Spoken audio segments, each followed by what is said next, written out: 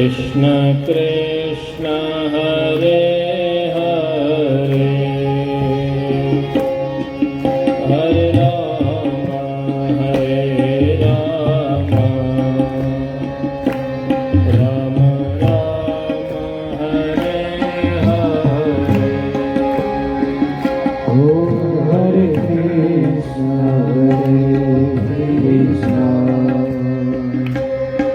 कृष्ण कृष्ण हरे हरे हरे राम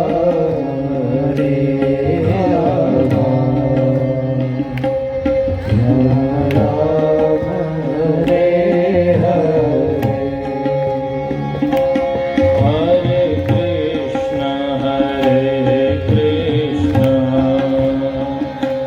कृष्ण कृष्ण हरे हरे हरे राम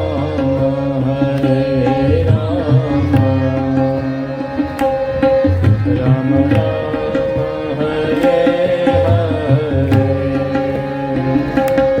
हरे कृष्ण कृष्ण कृष्ण हरे हरे हरे राम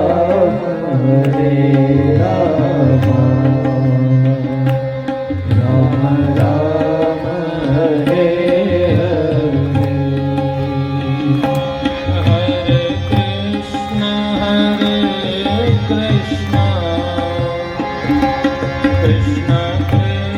कृष्ण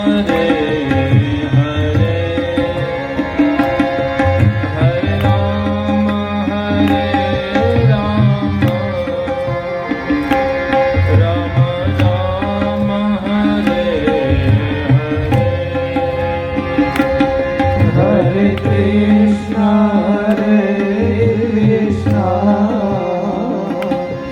कृष्ण कृष्ण हरे हरे हरे राम राम राम हरे हरे।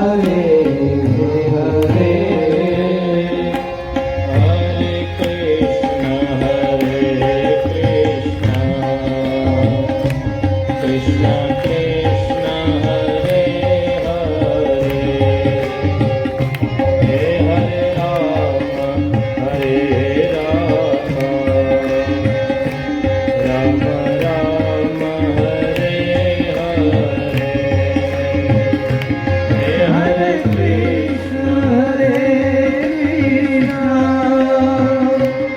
कृष्ण कृष्ण हरे हरे हरे राम राम राम हरे हरे। हरे कृष्ण कृष्ण कृष्ण हरे हरे हरे राम राम राम हरे हरे। कृष्ण कृष्ण हरे हरे राम राम हरे हरे कृष्ण कृष्ण हरे राम राम हरे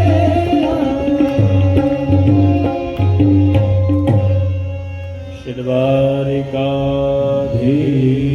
की जय। करारविन्दे न पदारविन्दं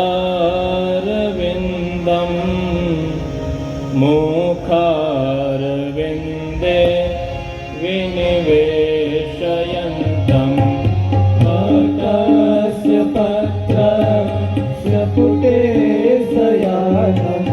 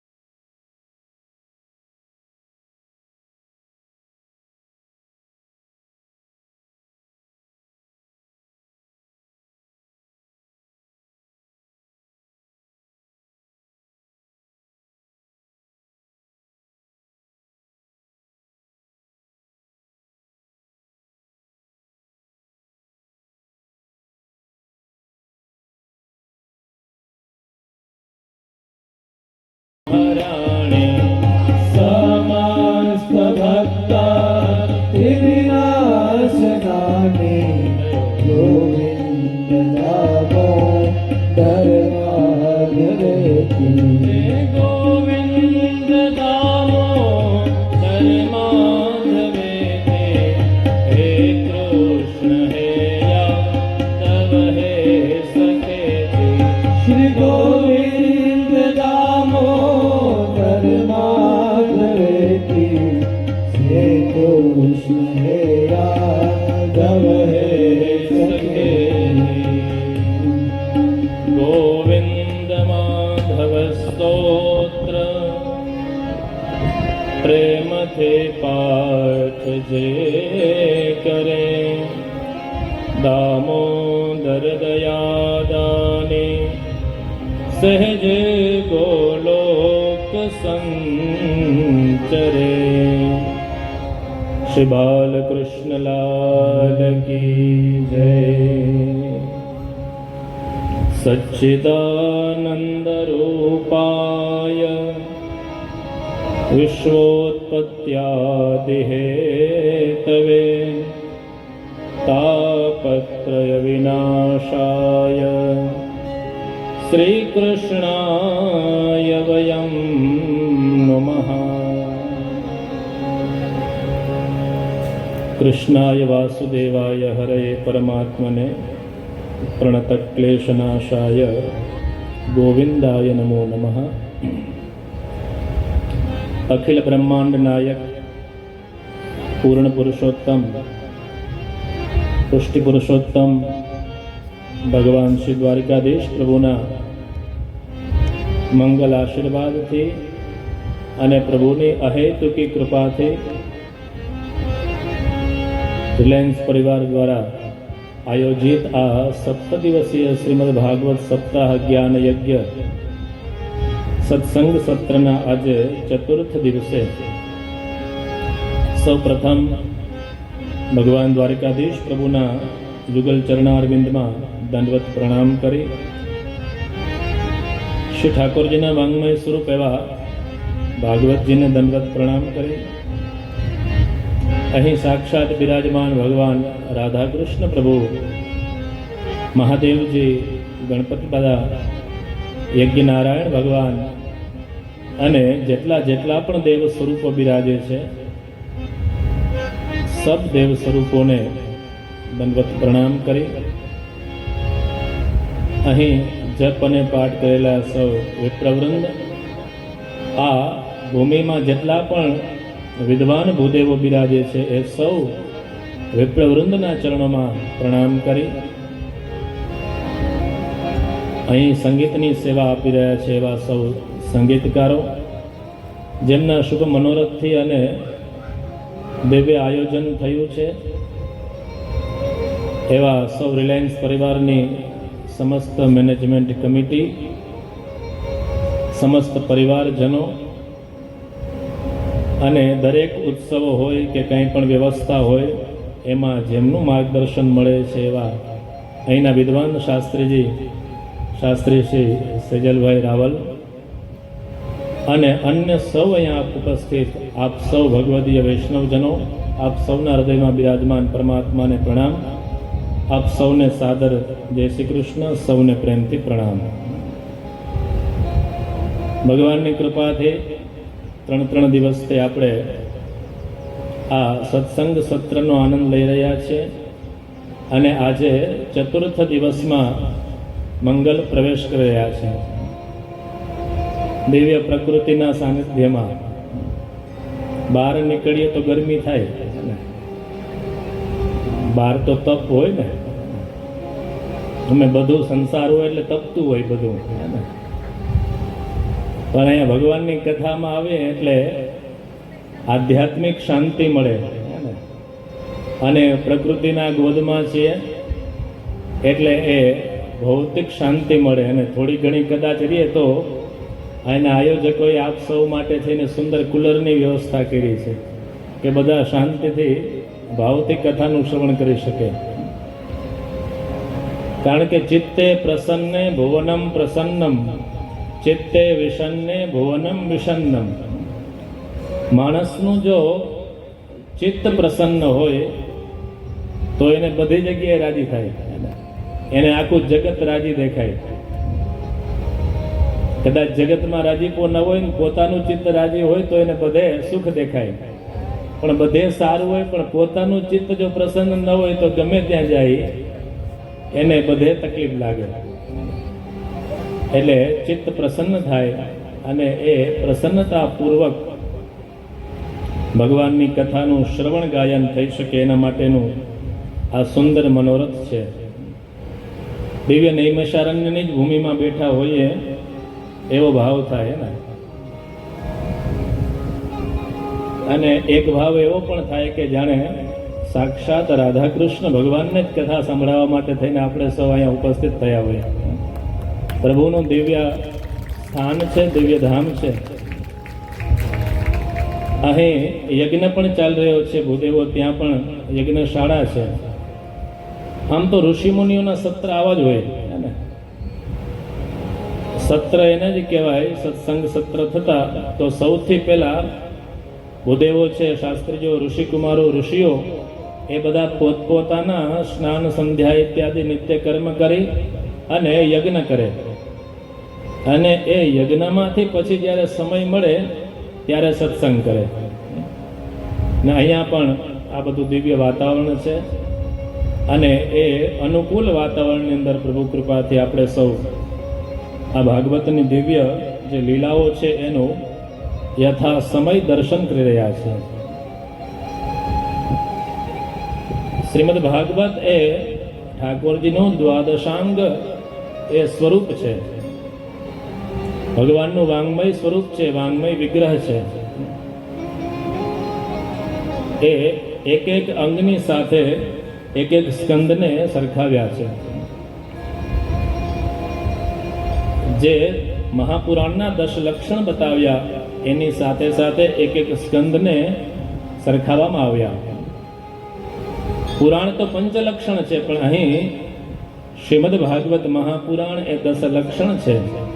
આમ તો ગઈકાલે થોડી એની ચર્ચા કરી હતી, પણ સંક્ષિપ્ત લઈ અને પાછું પેલું કંઈક આપણે એપિસોડ જોતા હોય ને તો એમાં કેમ રિકેપ કરે ને, એટલે પાછું અનુસંધાન થઈ જાય બધું. અને આમાંય પાછા થોડાક જઈ અને પછી આગળ જાય. અત્ર સર્ગો વિસર્ગશ્ચ સ્થાનમ પોષણમૂતયઃ મન્વંતરેશાનુકથા નિરોધો મુક્તિરાશ્રયઃ. આ 10 લક્ષણ બતાવ્યા અને વિદ્વાનોએ 2 વિશેષ લક્ષણ બતાવ્યા છે. પ્રથમ સ્કંદ એ અધિકાર લીલા છે. કોઈ પણ ક્ષેત્રનો અધિકાર ન હોય આપણી પાસે તો એ ક્ષેત્રમાં આપણે આગળ ન વધી શકીએ. સૌ પ્રથમ એની યોગ્યતા મેળવવી પડે. સાવ સરળ ભાષામાં કહું અત્યારની સમયમાં તો પાસ મેળવવો પડે ને. પાસ વિના તમે એન્ટ્રી ન થાય. એ આવવા માટે યોગ્ય છો કે નહીં એ અધિકાર મેળવી અને એટલે અધિકાર મેળવવો હોય તો ઘણા બધાને એમાં સહકાર પણ જોઈએ. અહીંની મેનેજમેન્ટ કમિટી સહકાર આપે ને અમારે ભાઈ તો રોજ પરિશ્રમ લઈ અને ખૂબ સહકાર આપે છે, એટલે એ પણ અભિનંદનને પાત્ર છે. પ્રથમ સ્કંદ એ અધિકાર લીલા. યોગ્યતા મેળવ્યા પછી, અધિકાર મેળવ્યા પછી બીજું છે સ્થાન એ સાધન લીલા છે. અધિકાર મળે પછી શું સાધન કરવું જોઈએ, શું ભજન કરવું જોઈએ એ દ્વિતીય સ્કંદની અંદર આપ્યું છે. પ્રથમ સ્કંદ એ શ્રીજી બાવાનું દક્ષિણ ચરણ છે અને દ્વિતીય સ્કંદ એ શ્રીજી બાવાનો વામ ચરણ છે. તૃતીય સ્કંદ એને વિદ્વાનો સર્ગ લીલા કહે છે અને એ શ્રીજી બાવાનું દક્ષિણ બાહુનું મૂળ છે. સર્ગ એટલે શું તો કે જેમાંથી કંઈક સર્જન થાય એ સર્ગ લીલા છે.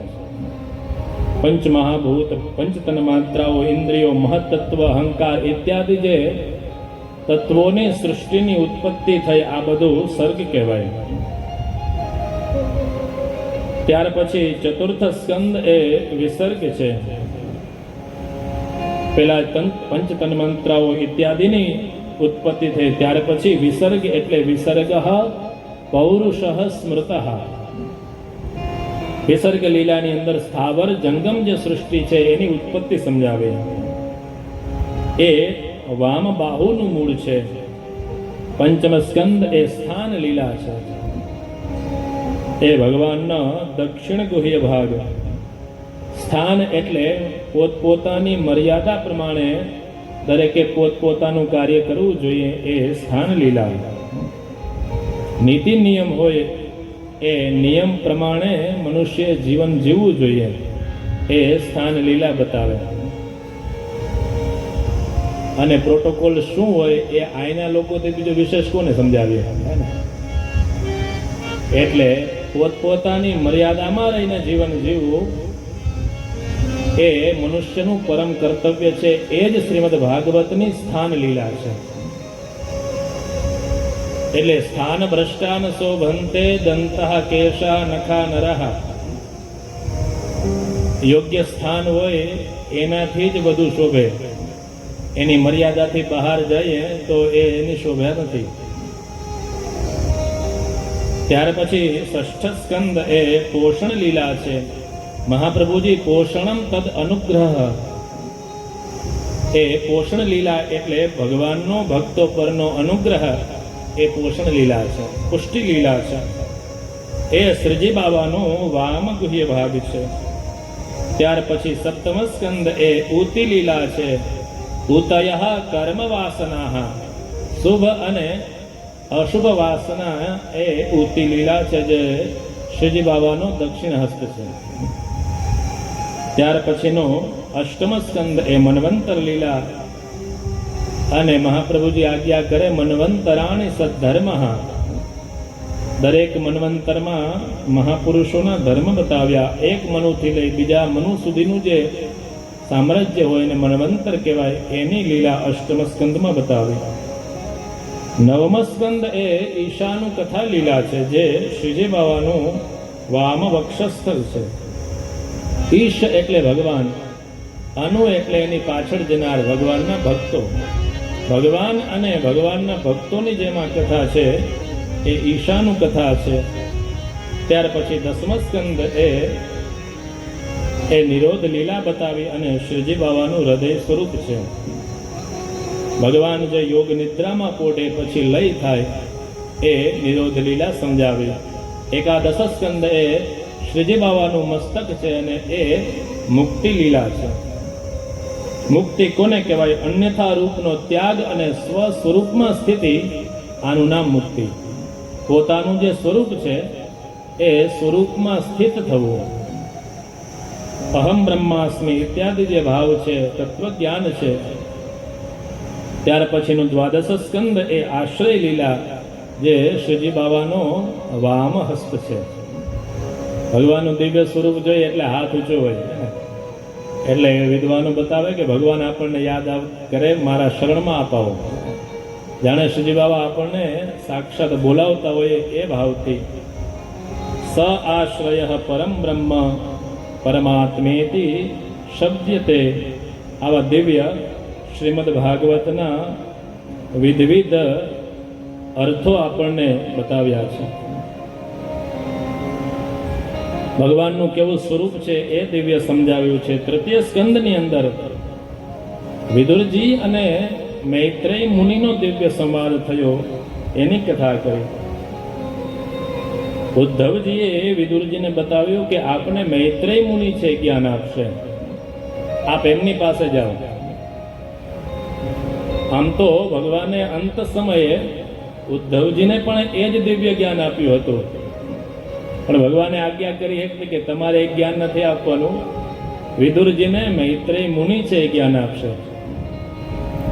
અત્યારની સ્થિતિ હોય તો થોડુંક પાછું અલગ હોય. કોઈ આપને પૂછે તો કે હું જ તને બધું કહી દઉં, એની પાસે જવાની કઈ જરૂર નથી, મને બધું આપ્યું છે, એના કરતા વિશેષ જ્ઞાન મારી પાસે છે, હું જ આપી દઉં બધું.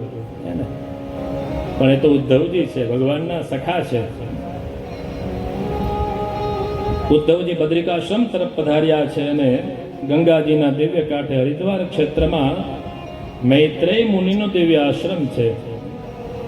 દ્વારિદ્યુનદ્યામ ઋષભ કુરુણામ મૈત્રેયમાસે નમગાધબોધમ શતોપસૃત્યા ચ્યુતભાવશોદ્ધઃ પ્રપચ્છ સૌષે લ્યગુણાભિતૃપ્તઃ. દિવ્ય હરિદ્વાર ક્ષેત્રમાં માં ગંગાના કિનારે મૈત્રેય મુનિનો આશ્રમ છે. પધાર્યા અને વિદુરજીએ મુનિને પ્રણામ કર્યા. વિદુરજી કેવા છે, મૈત્રેય મુનિ કેવા છે, વિદ્વાનો બંનેના ભાવ સમજાવે. અચ્યુત ભાવ શુદ્ધ વિદુરઃ. ભગવાન પ્રત્યે જેમને શુદ્ધ ભાવ છે એવા વિદુરજી છે. અને મૈત્રેય મુનિ છે એ સિદ્ધ છે. વિદુરજી શુદ્ધ છે, મૈત્રેય મુનિ સિદ્ધ છે. એટલે સિદ્ધ અને શુદ્ધ આ બંનેનું દિવ્ય મિલન થયું. પ્રશ્ન કર્યા કે આ જગતમાં મનુષ્ય છે બધા કર્મ કરે સુખ માટે કરે, પણ દરેક વખતે એને સુખ પ્રાપ્ત નથી થતા, એનું કારણ શું? દિવ્ય સંવાદ કર્યો છે. જગતમાં મનુષ્યનું કલ્યાણ કેમ થાય એ આપ બતાવો. વિવિધ પ્રશ્ન કર્યા છે. પ્રશ્નના ઉત્તરમાં મૈત્રેય મુનિ છે સૃષ્ટિની ઉત્પત્તિની કથા બતાવી છે. વિરાટ નારાયણનું સ્વરૂપ બતાવ્યું છે. એ વિરાટ નારાયણમાંથી આખું જગત ઉત્પન્ન થયું છે એની કથા બતાવી. સહસ્ર શીર્ષા પુરુષ સહસ્રાક્ષ સહસ્રપાદ, આખું વિરાટ નારાયણનું એ દિવ્ય સ્વરૂપ બતાવ્યું અને કેમાંથી કોની પ્રાગટ્ય થયું. વિદુરજી જ્યારે પ્રશ્ન કરે છે, મૈત્રેય મુનિ ભગવાનની ઉત્તરોત્તર આગળની કથા સંભળાવે. કહે છે કે પૂર્વમાં સંકર્ષણ ભગવાને મને એ કથાની જે પરંપરા છે એ સંકર્ષણ મુનિએ સનત કુમારોને આપી. ત્યાર પછી એ સનત કુમારોએ સાંખ્યાન ઋષિ પરાશરજીને, એમણે બૃહસ્પતિજીને, એ પરાશર મુનિએ મૈત્રેય મુનિને, અને એ મૈત્રેય મુનિ છે વિદુરજીને. એટલે એ ભગવાનથી પરંપરા શરૂ થઈ ભાગવતની, અને એક પરંપરા છે એ સંકર્ષણજીથી. સૃષ્ટિ ઉત્પત્તિની કથા સંભળાવી. બ્રહ્માજી છે દિવ્ય તપ કરે છે અને તપ કરી અને ભગવાનને પ્રસન્ન કર્યા. ભગવાન પ્રસન્ન થયા એટલે બ્રહ્માજીએ દિવ્ય શ્લોકોમાં ભગવાનની સ્તુતિ કરી છે. અદ્ભુત શ્લોકો છે. સામાન્ય માણસ કોઈ ભગવાનની સ્તુતિ કરે તો એ સુંદર શ્લોકોનું ગાયન કરે ને, આ તો ચતુર્મુખ બ્રહ્મા છે એટલે અનેક શ્લોકોમાં ભગવાનને દિવ્ય સ્તુતિ કરી. જ્ઞાતોસી મેદ્ય સુચિરાન નન દેહ ભાજામ ન જ્ઞાયતે ભગવતો ગતિરિત્યવત્યમ નાન્યત્વદસ્તિ ભગવન અપિ તન્ન શોધમ માયા ગુણપ્યતિકરા યદુર્વિભાસી. બ્રહ્માજી કહે, પ્રભુ મેં ઘણો સમય સુધી આપની ઉપાસના કરી, આપને જાણવાનો પ્રયત્ન કર્યો, પણ આપના વિના આ જગતમાં બીજું કાંઈ સત્ય નથી. અને આપે કૃપા કરીને મારા ઉપર એ આ દિવ્ય સ્વરૂપના મને દર્શન કરાવ્યા છે. બ્રહ્માજીની સ્તુતિથી પ્રસન્ન થઈ ભગવાને એમને સૃષ્ટિનો ક્રમ આગળ વધારવાની આજ્ઞા કરી છે. વિવિધ પ્રકારની સૃષ્ટિ કરી છે, વિવિધ લોકની રચના કરી છે. પ્રાકૃત સૃષ્ટિ બનાવી, વૈકૃત સૃષ્ટિની રચના કરી, મહત્તત્વ આદિ પ્રથમ સૃષ્ટિ બનાવી, અહંકાર ઇત્યાદિ પંચમહાભૂતની દ્વિતીય સૃષ્ટિ, પંચ તન્માત્રાઓની તૃતીય સૃષ્ટિ, ઇન્દ્રિય સૃષ્ટિ, સાત્વિક સૃષ્ટિ બનાવી અને અવિદ્યાની ષષ્ઠી સૃષ્ટિ બનાવવામાં આવી છે. સ્થાવરોની સપ્તમ સૃષ્ટિ બનાવી છે. વનસ્પતિ ઇત્યાદિ છે. અષ્ટમ સૃષ્ટિ એ પશુ પક્ષીઓની બનાવી છે. નવમી સૃષ્ટિ છે મનુષ્યની બનાવી છે. પશુ પક્ષીની સૃષ્ટિ બનાવી એટલે એમનું કાર્ય તો માત્ર આહાર નિદ્રા ભયમય તુનમ ચ. ત્યાર પછી આગળની નવમી સૃષ્ટિ એ માનવોની સૃષ્ટિ બનાવી અને મનુષ્ય છે એ અધિક રજોગુણ વાળા છે એટલે કર્મપરાયણ છે, એનામાં રજોગુણ છે. 10મી સૃષ્ટિ એ દેવ સૃષ્ટિ વગેરે બનાવી. આ પ્રકારે વિવિધ સૃષ્ટિ બનાવવામાં આવી છે, સંવત્સરોના પ્રકાર બનાવ્યા છે. બ્રહ્માજીએ એમની દિવ્ય માનસી સૃષ્ટિ બનાવી. આગળ જતા એ હવે મૈથુની સૃષ્ટિનો ક્રમ આગળ વધારે. એક ભાગમાંથી સ્વયંભૂ મનુ પ્રગટ થયા, બીજા ભાગમાંથી રાણી શત્રુપાજી પ્રગટ થયા. એમને બ્રહ્માજી આજ્ઞા કરી કે તમે હવે સૃષ્ટિનો ક્રમ આગળ ચલાવો. વિનંતી કરી કે અમે સૃષ્ટિનો ક્રમ તો આગળ ચલાવીએ પણ એમને રહેવા માટેનું સ્થાન જોઈએ ને. લૌકિકમાં પણ છોકરા મોટા થાય એટલે 2 BHK હોય તો 3 BHK ની ઈચ્છા થાય ને, 3 હોય તો એમ થાય બે સરખા લઈ લે તો ચિંતા નહીં. અહીંયા પણ મનુ અને શત્રુપા કહે છે કે એમને સ્થાન ક્યાં આપવું, સ્થાન બતાવો. પૃથ્વી છે એ તો જલમાં ડૂબેલી છે. પરમાત્માને વિનંતી કરી છે. ભગવાને વરાહ સ્વરૂપ લઈ રસાતલમાં પહોંચી અને પોતાના દાંત દ્વારા એ સૃષ્ટિને બહાર પધરાવ્યા છે. ભગવાનનું દિવ્ય સ્વરૂપ જોઈ અને સૌએ એની સૃષ્ટિની એ પ્રણામ કર્યા છે, સ્તુતિ કરી છે. વિદુરજી કહેવા લાગ્યા કે એ પૃથ્વી રસાતલમાં હતી, ભગવાને ત્યાં વરાહ નારાયણ હિરણ્યાક્ષની સાથે યુદ્ધ કર્યું. એ કેવી રીતે થયું એની એમને કથા કરો. શું કામ એમની સાથે યુદ્ધ કર્યું? એ હિરણ્યાક્ષ કોણ હતો? વિદુરજી છે એ મૈત્રેય મુનિ એમને પ્રસન્ન થઈ કહેવા લાગ્યા દૈત્ય હિરણ્યાક્ષના ઉત્પત્તિની કથા કરો. કશ્યપના એ મરીચી ઋષિના પુત્ર કશ્યપ અને દીતિની કથા છે. સંધ્યાકાલે એ ભાવ ન હોવો જોઈએ છતાં પણ એ ભાવ આવ્યો અને એ કામ ભાવના કારણે થઈ એના ઉદરમાંથી 2 અતિ ક્રૂર અને નિંદ્ય રાક્ષસ ઉત્પન્ન થયા છે, જે દેવોના માતાથી થયા. એ દેવતાઓ દૈત્યોના માતાથી થયા, દીતિના થયા, એ દૈત્યો થયા છે. બહુ વિનંતી કરી ત્યારે બતાવ્યું કે એમનો ભગવાન છે કલ્યાણ કરશે. બતાવ્યું કે એમને આગળ જતા કેવા શાપ લાગે એની કથા કરો. આ બાજુ સનત કુમારો છે ભગવાનના વૈકુંઠમાં જાય છે, ત્યાં દ્વારપાલ તરીકે જય અને વિજય છે. અને સનત કુમારો એવા છે કે એમને ક્યાંય રોકટોક નથી, બધે એમને એન્ટ્રી છે. આપણે કહે ને કે આને તો પીળો પાસ છે, તો એ પીળા પાસ વાળા. અને જેને ક્યાંય રોકતા ન હોય ને એને કોક રોકે એટલે ક્રોધ આવે. એટલે સનત કુમારોને જય વિજય રોક્યા એટલે એમને ક્રોધ આવ્યો. કહે છે કે ભગવાનના ધામમાં રહો છો ને આવી અવિવેક બુદ્ધિ છે, જાવ રાક્ષસ થઈ જાવ. ભગવાનને જ્યારે સમાચાર મળ્યા, પ્રભુ પધાર્યા, ભગવાને વિનંતી કરી કે આપનો અપરાધ કર્યો છે, હું ક્ષમા માગું છું.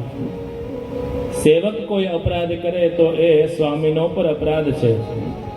એ જન્મ લેશે તો એની સાથે સાથે હું પણ અવતાર ધારણ કરીશ. એ દૈત્યોના તો 3 અવતાર થશે, પણ હું 4 અવતાર ધારણ કરી અને એનો ઉદ્ધાર કરીશ. આ જય અને વિજય છે એ હિરણ્યાક્ષ અને હિરણ્યકશિપુ થઈને આવ્યા છે. સ્વભોગની વૃત્તિ એ હિરણ્યકશિપુ છે, સંગ્રહની વૃત્તિ એ હિરણ્યાક્ષ છે. હિરણ્યમેવ કશિપુ યસ્ય અસ્તિ. માત્ર ને માત્ર પોતાના સ્વભોગમાં જ જેનું ચિત્ત હોય એ હિરણ્યકશિપુ છે. અને બધું ભેગું કરી લેવું, સંગ્રહ કરી લેવો, આનું નામ હિરણ્યાક્ષ છે. આમ તો આ બધા લોભ, કામ અને ક્રોધના સ્વરૂપવાળા છે. શ્રીમદ ભગવદ્ ગીતામાં જે નરકના દ્વાર બતાવ્યા એમાં પણ આ કામ, ક્રોધ અને લોભ છે. શ્રીમદ ભગવદ્ ગીતા કહે છે ત્રિવિધમ નરકસ્યેદમ દ્વારમ નાશનમાત્મનઃ કામઃ ક્રોધઃ તથા લોભઃ તસ્માદ એતત્રયમ ત્યજેત. કામ, ક્રોધ અને લોભ છે. તો કામરૂપી રાવણ અને કુંભકર્ણને મારવા માટે રામાવતાર થયો. ક્રોધરૂપી શિશુપાલ અને દંત્રવક્ત્રને મારવા માટે કૃષ્ણાવતાર થયો. પણ આ હિરણ્યાક્ષ અને હિરણ્યકશિપુ છે એ લોભના પ્રતીક છે. એટલે લોભને મારવો બહુ અઘરો. એટલા માટે થઈને અહીંયા ભગવાને 2 અવતાર લેવા પડ્યા. હિરણ્યાક્ષ માટે થઈ વરાહ સ્વરૂપ લીધું, હિરણ્યકશિપુ માટે થઈ અને નૃસિંહ સ્વરૂપ લીધું છે. એક વખતની કથા કહે કે ભગવાનને કોઈના સાથે યુદ્ધ કરવાની ઈચ્છા થઈ. અન્ય પુરાણોમાં આ કથા સમજાવી. શિવ પુરાણ ઇત્યાદિમાં બતાવે કે ભગવાન કહે છે મારે યુદ્ધ કરવું, પણ કોની સાથે યુદ્ધ કરવું? સમાન હોય એની સાથે યુદ્ધ થાય ને, નબળા સાથે યુદ્ધ ન કરાય. તો કે છે કે મારા સમાન બીજા તો કોઈ લાગતા નથી, પણ આ દ્વારપાલ દેખાય છે ને એ ઠીકઠાક છે, એની સાથે યુદ્ધ કરીએ, પણ કોઈ કારણ તો બનાવવું પડે ને. તો ભગવાને સનત કુમારોના શાપને કારણ બનાવી અને જય અને વિજય સાથે યુદ્ધ કરવાના ભાવથી એમને એ શાપિત કર્યા, એવી શિવપુરાણ ઇત્યાદિમાં કથા આવે. એટલે વિદ્વાનો બતાવે કે વિવાહશ્ચ વિવાદશ્ચ તુલ્યશીલેર નૃપેસ્યતે. વિવાહ અને વિવાદ આ બંને સમાન શીલવાળા હોય ને એની સાથે થાય. એટલે વિવાદ કરવો હોય તો એની સાથે, અને બીજું પદ તો અત્યારે અનુકૂળતા જેટલી હોય એટલું. તો હિરણ્યાક્ષ એક વખત સંગ્રામ શોધતો શોધતો સ્વર્ગમાં ગયો. દેવતાઓ ડરી ગયા. જ્યાં હિરણ્યાક્ષ યુદ્ધ કરવાની ભાવના કરે, દેવતાઓ કહે છે કે તમે અત્યારે વરાહનારાયણ છે પૃથ્વીને લેવા માટે રસાતલમાં ગયા, ત્યાં જાઓ. હિરણ્યાક્ષ તો યુદ્ધ કરવા માટે આવ્યો. વરાહ ભગવાનની સાથે એનું ભયંકર યુદ્ધ થયું છે અને પ્રભુએ એનો ઉદ્ધાર કર્યો છે. આ હિરણ્યાક્ષ વધની કથા સંભળાવી. આગળ મૈત્રી મુનિ વિદુરજીને સ્વયંભૂ મનુના વંશની કથા કહે છે. એ વંશમાં આગળ જતા એ મનુ મહારાજના જે વંશ થયા એમાં પ્રિયવ્રત, ઉત્તાનપાદ, આકુતિ, દેવહૂતિ અને પ્રસૂતિ. આકુતિનો જે વંશ છે એની કથા બતાવી. ત્યાર પછી દેવહૂતિજીના વંશની કથા બતાવી. એ દેવહૂતિજીના દિવ્ય વિવાહ છે એ કરદમ ઋષિજીની સાથે થયા. પ્રજા સુજેતિ ભગવાન કરદમો બ્રહ્મણાદિતઃ. સરસ્વતી નદીના કિનારે દિવ્ય કરદમ મુનિનો આશ્રમ છે. એમના મનમાં પણ ભાવ ગ્રસ્થાશ્રમનો હતો. ભગવાનનું તપ કર્યું, પ્રભુએ પ્રસન્ન થઈ આશીર્વાદ આપ્યા છે કે આપનો જે મનોરથ છે એ અવશ્ય પૂર્ણ થશે. ભગવાન ત્યાંથી પધાર્યા. દિવસો મંગલ પસાર થતા જાય અને ભગવાનની જ કૃપાથી એક દિવસનું મંગલ પ્રભાત થયું છે. આશ્રમના દિવ્ય વાતાવરણ છે. યજ્ઞશાળામાં દિવ્ય અગ્નિનારાયણ પ્રગટ થયા છે. પક્ષીઓ કલરવ કરી રહ્યા છે. મંગલ સ્વરે ગીતો ગાઈ રહ્યા છે. બ્રાહ્મણ દેવતાઓ મંત્રોચ્ચાર કરી રહ્યા છે. મંગલ પ્રભાત થયું છે. ઉઠ જાગ મુસાફિર ભોર ભઈ અબ રે ન કહા જો સોવત હૈ. ઉઠ જાગ મુસાફિર બોલ અબ રે ન કહા તું સોવત. ઉઠ જાગ મુસાફિર और भई अब रे न कहा जो सोवत है. उठ जाग मुसाफिर भोर भई अब रे न कहा तू सोवत. जो सोवत है सो होवत है. जो सोवत है वो सोवत है. जो सोवत है सो होवत है. जो सोवत है सो होवत है. जो जागत है सो पावत है. जो जागत है सो पावत है. उठ जाग मुसाफिर और भई अब रे न कहा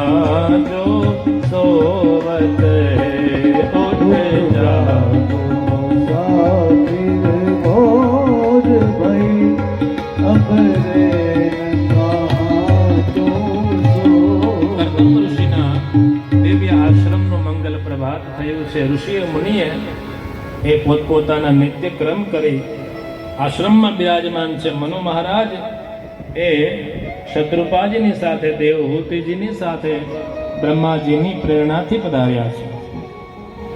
કર્દમ ઋષિને પણ ખ્યાલ હતો, એમણે દિવ્ય ત્યાં આસનો બિછાવ્યા છે. મનમાં ભાવ થયો કે જેમની સાથે વિવાહ થવાના છે, થોડા એના પ્રશ્ન તો, પરીક્ષા તો કરીએ. 3 આસન બિછાવ્યા છે. મનુ મહારાજ અને શત્રુપાજી બિરાજ્યા, પણ એ દેવહૂતિજી છે બિરાજતા નથી, માત્ર હસ્તનો સ્પર્શ કર્યો છે. એમને પણ ખ્યાલ છે કે ભવિષ્યમાં અમારા સ્વામી થવાના છે, તો એમની પાસેથી સેવા લેવાય નહીં. આ તો પણ ત્યારની વાત છે. એટલે એમણે એ પરીક્ષાનો જે ભાવ હતો, એ પરીક્ષાનો ભાવને પૂર્ણ કર્યો. દિવ્ય એમના મંગલ વિવાહ થયા છે. શરત રાખી કે જ્યારે સંતતિ થશે ત્યારે અમે સંન્યાસ ગ્રહણ કરીશું. આદ્યો વૈવાહિક વિધિ થયો છે. આ બાજુ કર્દમ અને દેવહૂતિજીનો દિવ્ય ગ્રહસ્થાશ્રમ ચાલે છે. કર્દમ ઋષિ છે તો ભગવાનનું ભજન કરવા લાગ્યા છે. દેવહૂતિજી છે દિવ્ય એમની સેવા કરે છે.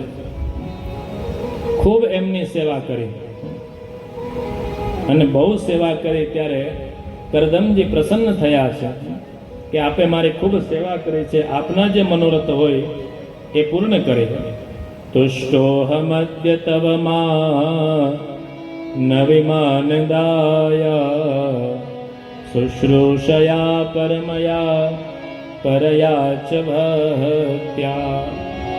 એમની સેવાથી પ્રસન્ન થઈ. દિવ્ય એક કામગ વિમાન છે, એમનું નિર્માણ કર્યું છે. જેવી જેવી કામના કરે એ કામગ વિમાનમાં એ પૂર્ણ થાય. અનેક વર્ષ સુધી ઈચ્છાનુસાર ગમન કરી અને 100 વર્ષ જેટલો સમય વ્યતીત થયો. ત્યાર પછી દેવહૂતિજીને 9 પુત્રીઓના જન્મ થયા છે. એ નવકન્યા એ નવધા ભક્તિ છે. જેના જીવનમાં નવધા ભક્તિ હોય ત્યાં જ્ઞાનરૂપી પરમાત્મા અવશ્ય પધારે છે. કર્દમ ઋષિ જ્યાં સંન્યાસ ગ્રહણ કરવાની ઈચ્છા વ્યક્ત કરે, દેવહૂતિજી કે વિનંતી કરે છે કે હજી એક પુત્રની જે પ્રાપ્તિ થઈ જાય તો એ અમારી રક્ષા કરશે. કર્દમ ઋષિએ ભગવાનનું ભજનની આજ્ઞા કરી છે અને ભગવાનની કૃપાથી એમને ત્યાં કપિલ ભગવાનનું પ્રાગટ્ય થયું છે. બોલે કપિલ ભગવાન કી જય. કર્દમ ઋષિએ બ્રહ્માજીની આજ્ઞાસાર એમના જે નવપુત્રીઓ હતા એમને વિવિધ ઋષિઓની, મહર્ષિઓની સાથે વિવાહ કર્યા છે. કલાને મરીચી સાથે, અનસૂયાને અત્રિ સાથે, શ્રદ્ધાને અંગિરા સાથે, હવિર્ભુને પુલસ્ત્ય સાથે, ગતિને પુલસ સાથે, ક્રિયાને ક્રતુ સાથે, ખ્યાતિને ભૃગુ સાથે, અરુંધતીને વશિષ્ઠ સાથે, શાંતિને અથર્વા સાથે, અનેક મહર્ષિઓની સાથે એમના દિવ્ય વિવાહ થયા છે. હવે જ્યારે કર્દમ ઋષિ પુનઃ સંન્યાસ ગ્રહણની ઈચ્છા કરે, કપિલ ભગવાન પાસે તે વિનંતી કરી છે. આજ્ઞા લઈ અને પછી એ સંન્યાસના માર્ગે જાય છે. આ બાજુ કપિલ ભગવાન છે માં દેવહૂતિને દિવ્ય બોધ આપે છે, જેને શ્રીમદ ભાગવતમાં કપિલ ગીતા કહેવાય. કપિલ ભગવાને પણ એમને દિવ્ય બોધ આપ્યો. ચેતઃ ખલવસ્ય બંધાય મુક્તયે ચાત્મનો મતમ ગુણેષુ સક્તમ બંધાય રતમ વા પુંસી યુક્તયે.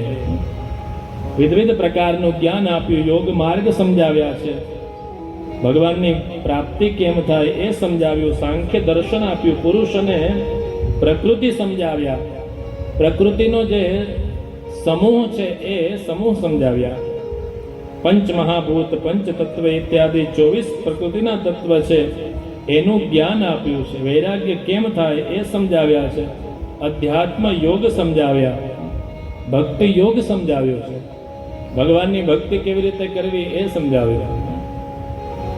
શ્રીમદ ભગવદ્ ગીતામાં પણ ભગવાનના દિવ્ય ભક્તોના પ્રકાર બતાવ્યા. અહીં કપિલ ભગવાન છે પણ માં દેવહૂતિજીને દિવ્ય જ્ઞાન આપે છે. શ્રીમદ ભગવદ્ ગીતામાં ભગવાન આજ્ઞા કરે કે 4 પ્રકારના ભગવાનના ભક્તો છે. ચતુર્વિધા ભજન્તે મામ જનઃ સુકૃતિનોર્જુન આર્તો જિજ્ઞાસુરર્થાર્થે જ્ઞાની ચ ભરતર્ષભ. આમ તો ઘણા બધા પ્રકાર બતાવ્યા ભક્તિ યોગમાં. 12મા અધ્યાયમાં અદ્વેષ્ટા સર્વભૂતાનામ ઇત્યાદિ શ્લોકોથી અનેક પ્રકાર બતાવ્યા, પણ 4 રીતે વિશેષ રીતે ભગવાનની ભક્તિ કરે.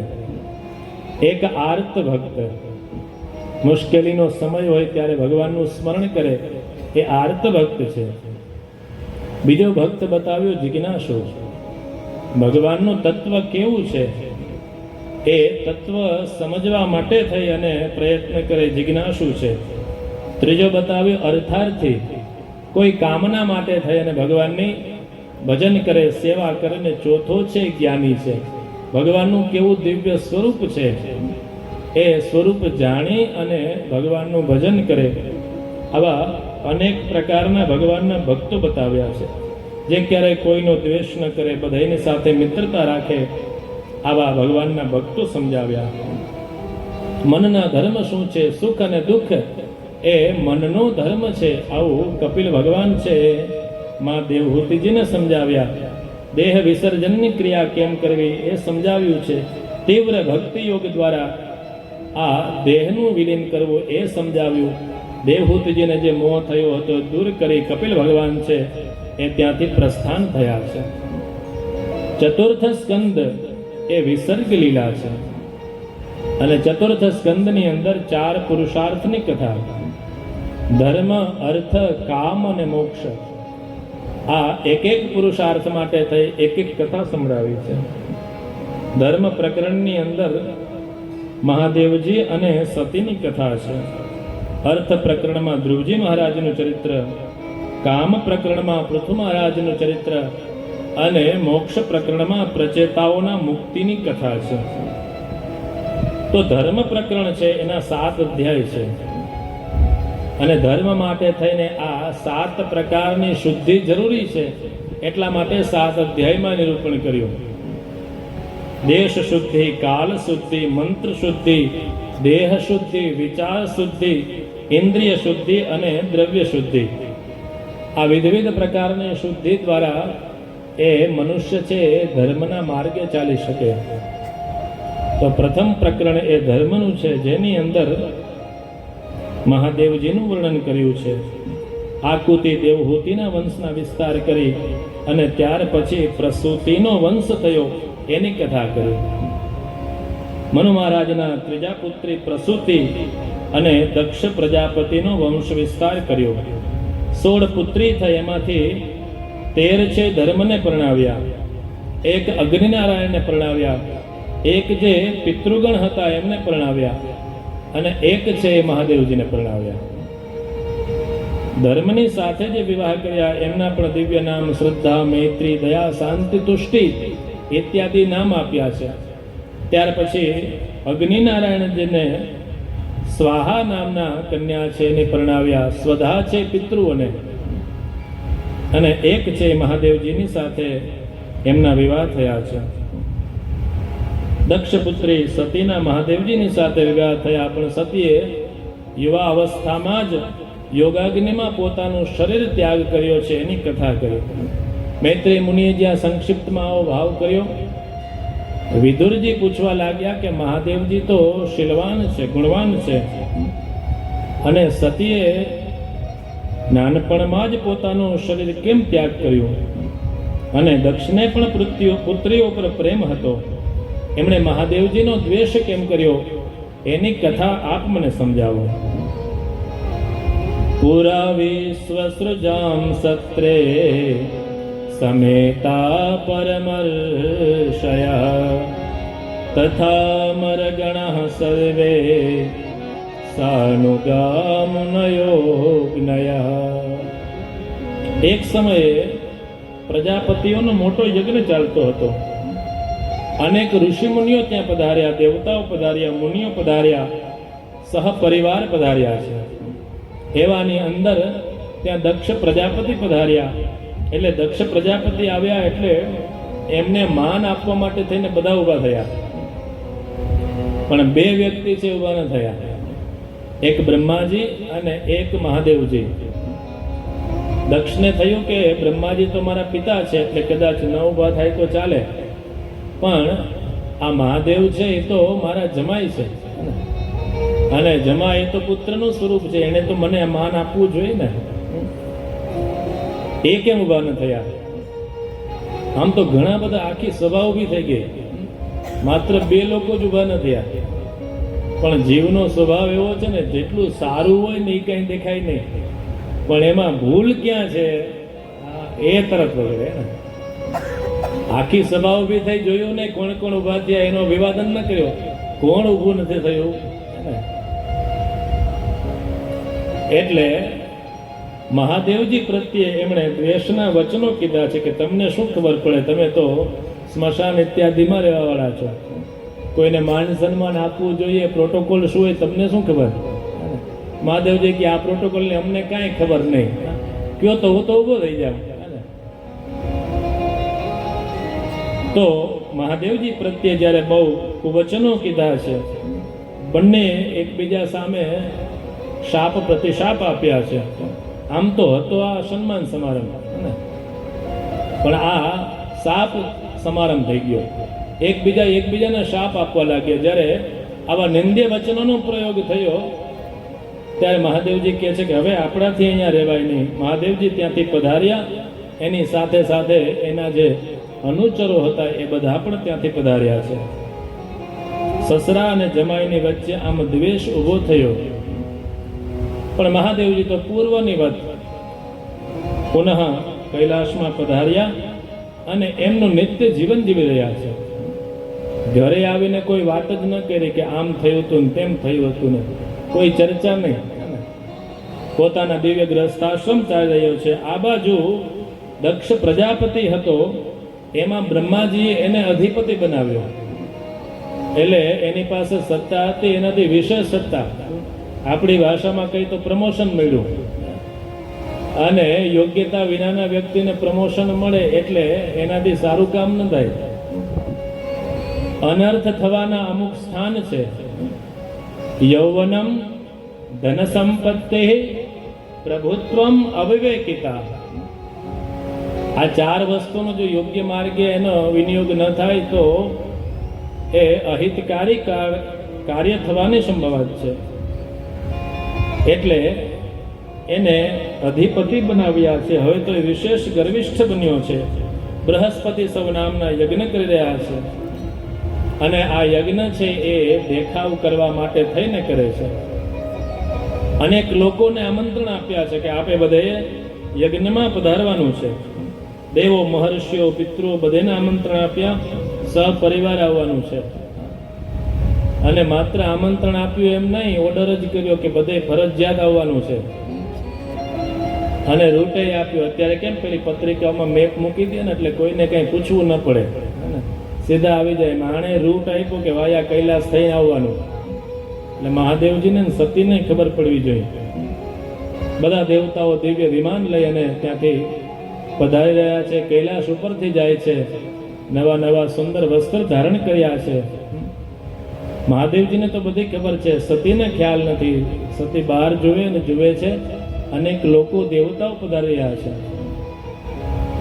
અને જ્યાં સતી પૂછે છે કે આપ બધા ક્યાં જાઓ છો, તો કહેવા લાગે તમને ખબર નથી.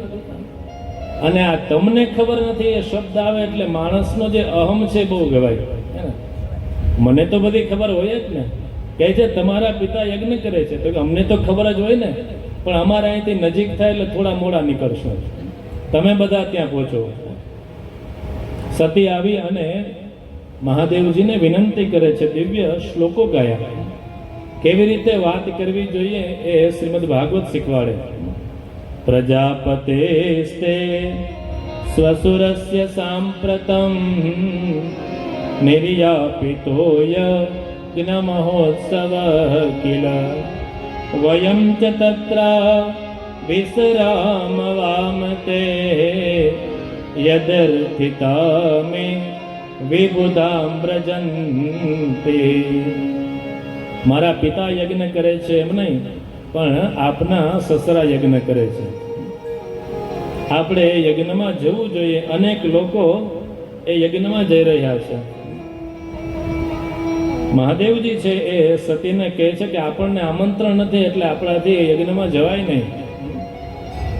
ત્યારે સતી સુંદર વચનો કહે છે કે અમુક સ્થાન એવા છે કે જ્યાં આમંત્રણની જરૂર નથી, એમને એમ જઈ શકાય. પિતાનું સ્થાન એવું છે, પિતાનું ઘર એવું છે, ગુરુનું ઘર એવું છે, મિત્રનું ઘર એવું છે, કથા સત્સંગ યજ્ઞ થતા હોય એ સ્થાન એવા છે કે જ્યાં આમંત્રણની જરૂર નથી. આપણને સમાચાર મળે એટલે પહોંચી જવાય. કોઈ સુંદર યજ્ઞ થતો હોય, કથા વાર્તા સત્સંગનું આયોજન હોય, કોઈ દિવ્ય મનોરથ હોય, ગુરુજનોને આંગણે કંઈક ઉત્સવ હોય, ત્યારે આમંત્રણની જરૂર નહીં, ત્યાં અનાયાસે પહોંચી જવું જોઈએ. ત્યારે સતીએ જ્યારે આવા વચનો કીધા, મહાદેવજી કહે છે કે આપની વાત તો સાચી છે, આટલા સ્થાનોમાં એમને એમ જવાય, પણ ત્યાં જઈએ તો એ આપણો દ્વેષ ન કરતા હોવા જોઈએ. અને આપને ખ્યાલ નથી, પૂર્વમાં સસરા અને જમાઈ વચ્ચે દ્વેષ થયો હતો, એની વાત હવે મહાદેવજી કહે છે. સતી કેવા લાગે એ તો બહુ જૂની બધી વાતો થઈ ગઈ, આપણે જવું જોઈએ. બહુ જ્યારે આગ્રહ કર્યો, મહાદેવજી કહે છે કે આપ જશો તો હે દેવી આપનું કલ્યાણ નહીં થાય. યદિ વ્રજીષ્ય સ્યતિહાય મદ્વચો ભદ્રમ ભવત્યા ન તતો ભવિષ્યતે સંભાવિતસ્ય સ્વજનાત પરાભવો યદા સદ્યો મરણાય કલ્પતે. હે દેવી આપ જો મારા વચનને માની અને માન્યા વિના યજ્ઞમાં જશો તો આપનું કલ્યાણ નહીં થાય. કલ્યાણ તો નહીં થાય, પણ જ્યારે આપને પોતાના સ્વજનો પાસેથી અપમાન મળશે એ મરણ સમાન હશે. કોઈ તમારું અપમાન કરે તો કદાચ તમે થોડું સહન પણ કરી લો, પણ જ્યારે સ્વજનો દ્વારા આપનું અપમાન થશે ત્યારે આપનું કલ્યાણ નહીં થાય, એ મરણ સમાન હશે. હઠાગ્રહ થયો છે, સ્ત્રી હઠ થઈ છે. મહાદેવજીએ રજા આપી કે આપ પધારો. અનેક ગણોને મોકલ્યા છે સાથે રક્ષા માટે, જેટલું પણ લઈને આવ્યા હતા એ બધો સામાન મોકલી દીધો. મહાદેવજીને ખબર છે કે હવે એ પાછા આવવાના નથી. સતી છે યજ્ઞના સ્થળે પધાર્યા છે. દક્ષે પહેલાથી જ બધાને સૂચના આપી હતી, આમ તો મહાદેવજીને સતી આવશે નહીં, એમને આમંત્રણ નથી, પણ છતાંય જો આવે તો કોઈએ એમને સન્માન નહીં આપવું, એમને માન આપવું નહીં. અને માનો હિ મહતામ ધનમ, મહાપુરુષોનું એ ધન એ તો એનું માન છે, આપે એને માન આપવું નહીં. આ બાજુ સતી પધાર્યા છે, કોઈ એમનો આદર સત્કાર ન કર્યો. મા અને બહેનો પાસે મળ્યા છે. યજ્ઞ સ્થાનમાં પધાર્યા, જોયું તો બધા દેવતાઓના સ્થાપન છે, મહાદેવજીનું સ્થાપન નથી. એ પોતાનું તો અપમાન સહન કરી ગયા, પણ મહાદેવજીનું સ્થાપન ન જોયું. સતીના અંગમાં ક્રોધ ભભૂકી ઉઠ્યો છે કે આ જગતમાં મહાદેવજીથી શ્રેષ્ઠ બીજું કોઈ દેવ નથી. એ તો દેવોના દેવ મહાદેવ છે, અને એ આશુતોષ છે. આશુ એટલે જલ્દી જલ્દી જે રાજી થઈ જાય. માત્ર એક જલની ધારા પધરાવો તો એ મહાદેવ છે રાજી થાય. જેને પ્રિય અને અપ્રિય બે સમાન છે એવા મહાદેવજી છે. જે પ્રાણી માત્રના આત્મા છે, બે અક્ષરનું જેમનું દિવ્ય નામ છે, જેમનું નામ સ્મરણ કરતા જીવનું કલ્યાણ થાય, એવા મહાદેવનું આપે અપમાન કર્યું છે. આપનું શ્રેય ન થાય. પિતા પાસેથી પણ અપમાન મળ્યું છે. આ બધા દ્રશ્ય જોયા સતી દુઃખી થયા છે. એટલું દુઃખ થયું કહે છે કે ભવિષ્યમાં મને કોઈ કહેશે કે આપ તો શિવ નિંદા કરનારની પુત્રી છો, કોઈ મને દક્ષ પુત્રી કહીને સંબોધન કરશે, ત્યારાથી એ મારાથી સહન નહીં થાય, એટલે આ દેહને જ હું છોડી દઉં. આચમન કરી ઉત્તર દિશા તરફ મુખ રાખી ભૂમિ પર આસન લીધું છે. યોગ માર્ગમાં પ્રવેશ કરી ભગવાન મહાદેવજીનું સ્મરણ કરી અગ્નિ ધારણ કરી અને એ અગ્નિ વાળે જ પોતાનું જે શરીર છે એને બાળવા લાગ્યા છે. ચાર દિશામાં હાહાકાર થયો. દક્ષ પુત્રી છે, પ્રાણ ત્યાગ કરી રહ્યા છે. વિવિધ ઋષિમુનિઓ પધાર્યા છે. નારદજીએ જઈ અને મહાદેવજીને સમાચાર આપ્યા. મહાદેવજીએ જટામાંથી વીરભદ્રને પ્રગટ કર્યો. વીરભદ્રને આજ્ઞા કરી કે જાઓ અને દક્ષ પ્રજાપતિના યજ્ઞનો વિધ્વંસ કરો. વીરભદ્ર આદિ અનેક અસુરો ત્યાં શિવ ગણો પધાર્યા છે અને એમણે આવી અને જે સામે મળ્યા એ બધાનો વિધ્વંસ કરવા લાગ્યા. અંતે દક્ષ પ્રજાપતિ એના મસ્તકનો શિરચ્છેદ કરી એ યજ્ઞમાં પધરાવ્યો છે. યજ્ઞ વિધ્વંસ થયો છે. આ બાજુ મહાદેવજી છે એ પણ દિવ્ય ક્રોધાયમાન સ્વરૂપમાં છે. આવો એકાદ છંદનું શ્રવણ કરીએ.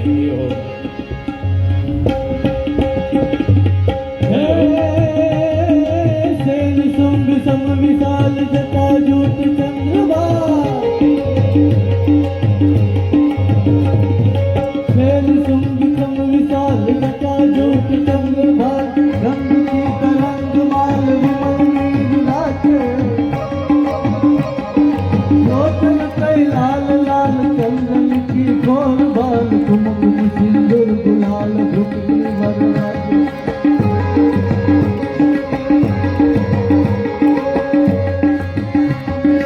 कुंडल की कंठमाल विकसित हृदय खुशाल फटिक जाल रुद्रमाल हृदयाल राखे